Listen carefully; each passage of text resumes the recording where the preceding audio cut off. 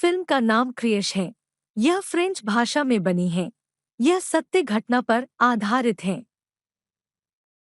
France की राजधानी Paris में दो दोस्त साथ रहते थे। एक का नाम पीरी और दूसरे का नाम हेनरी था। वो दोनों प्रसिद्ध कवि थे। पीरी बहुत सुंदर और कामदेव किस्म का था, किंतु हेनरी शांत और गहरा था। यह लोग मैरी नाम की एक लड़की से मिलते हैं। असल में मैरी के पिता उन दोनों के आचार्य थे और दोनों मित्र मैरी को पसंद करते थे। किंतु मैरी वीरे को पसंद करती थी और यह दोनों चुंबन करते हैं।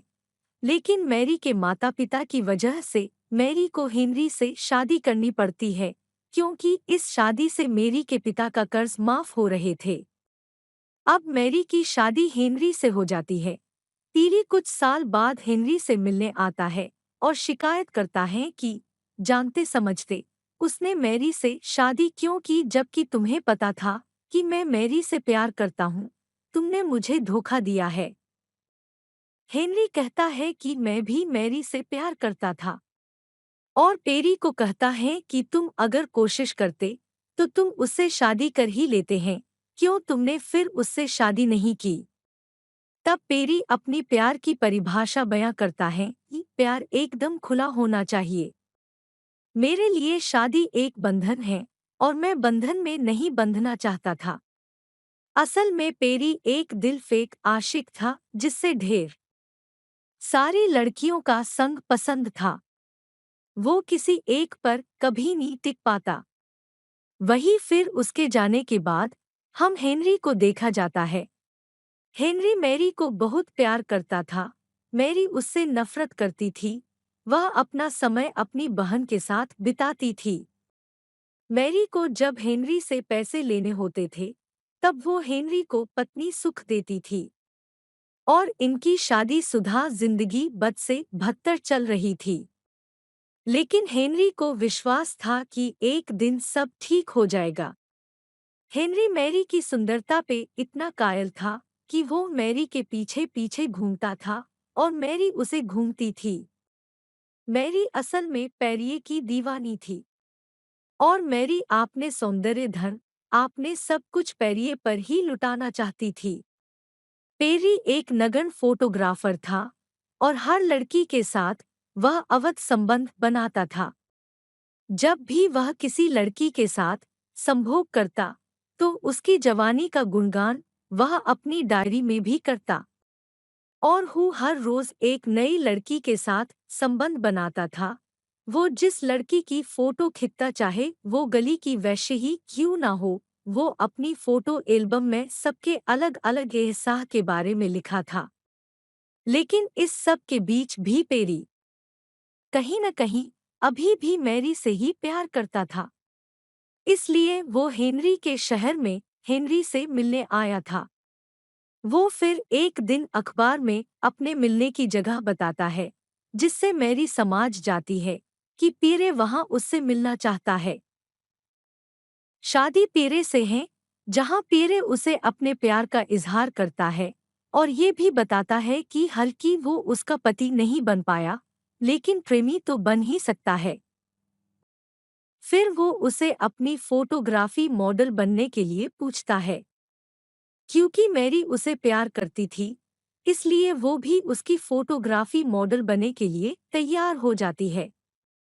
जिसके बाद वो उसकी भी हर तरह की नग्न तस्वीरें लेते हैं और अपनी कामवासना का शिकार भी बनता है। हेनरी को अपनी बीवी प्रति भरोसा रहता है, इसलिए वो उससे फिर से मिलने से नहीं रोकता। एक दिन वो पेरी को अपने घर डिनर पर भी आमंत्रित करता है, जहां मौका पाकर मैरी और पीरे एक दूसरे साथ संभोग करते हैं। मैरी के हाथ पीरे की एल्बम लगती हैं, जिसमें उसकी भी नग्न तस्वीरें थी। उसे पता चल गया कि उसकी तस्वीरें आम हैं और कोई भी उसके मजे ले सकता है। पीरे अपने साथ सब लोगों को वो दिखाया करता था। इसलिए कुछ दिन बाद जब मेरी हेनरी के साथ पेरी की पार्टी में जाती हैं, तो वहां सब मैरी की सुंदरता को देखते हैं और घूरने लगते हैं।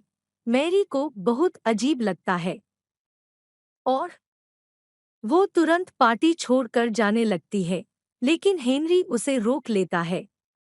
इस व्यवहार से हेनरी को यकीन हो जाता है, इसलिए वो घर जाकर मैरी की अलमारी की तलाशी लेता है। उसे अपनी बीवी की नग्न तस्वीर मिलती है, जिसके पास स्तन योनि के बारे में भी लिखा हुआ था।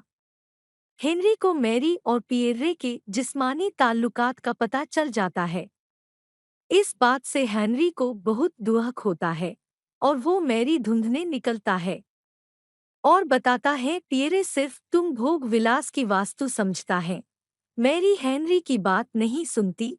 हेनरी का दिल अब पूरी से टूट जाता है, लेकिन वो शांत रहता है। मैरी पेरी की सब हरकतों को जाने के बाद भी उसका साथ नहीं छोड़ी। वो उससे के प्यार में पागल हो चुकी थी। वो पेरे को अलग अलग लड़कियों के साथ देखती, जिससे मैरी को काफी दुख होता, पर वो कुछ नहीं कर पाती। मैरी फिर अपने प्यार के बारे में बताती है और कहती है कि वो उससे बहुत प्यार करती है, जिसके बाद अब पियरे भी मैरी से अपना प्यार कबूल करता है और दोनों एक साथ रहने का फैसला करते हैं। वही हेनरी भी मैरी को खुश देखकर खुश हो जाता है, जिसके बाद वो तस्वीर देखने लगते हैं। इसके बाद मैरी कैमरा लेकर जानवरों की तस्वीर लेने चली जाती है और हेनरी और पियरे बगीचे में घूमने लगते हैं, जहां हेनरी पियरे से पूछता है कि क्या मैं एक गलत इंसान हूं जिस वजह से मेरी खुद की बीवी ने मुझे धोखा दिया था, जिस पर पियरे उसे शांत करता है।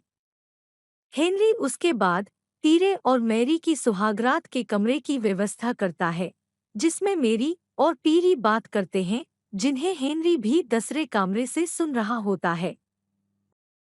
मैरी फिर ये तय करती है कि वो अपनी बहन की शादी भी पियरे से कर देगी, जिसके बाद वो अपनी बहन से कभी अलग नहीं हो पाएगी, क्योंकि पियरे के पास अब दो लड़की थी जिसके साथ वो रह सकता था। और वो फिर से ये भी कहती है कि जैसे वो इस शादी को ले जाना चाहता है, वैसा वो ले जा सकता है, जिसके बाद फिर उसके बारे में बात मान जाता है।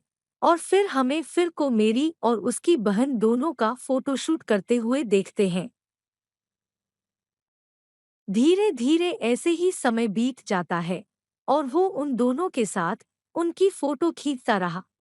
फोटो को डार्क रूम डेवलप करने की वजह से पियरे की आंखों को कम दिखना शुरू कर दिया। उसका शरीर भी कमजोर होने लगा और उसकी हालत बहुत खराब हो गई। लेकिन इसे खराब हालत में वो उन फोटोग्राफ्स को नहीं भूल पाता था जो उसने मैरी और उसकी बहन की ली थी। और फिर मूवी की एंड में हम देखा जाता है कि मैरी एक राइटर बन चुकी है और उसे अपनी जिंदगी के ऊपर एक शानदार कहानी भी लिखी है।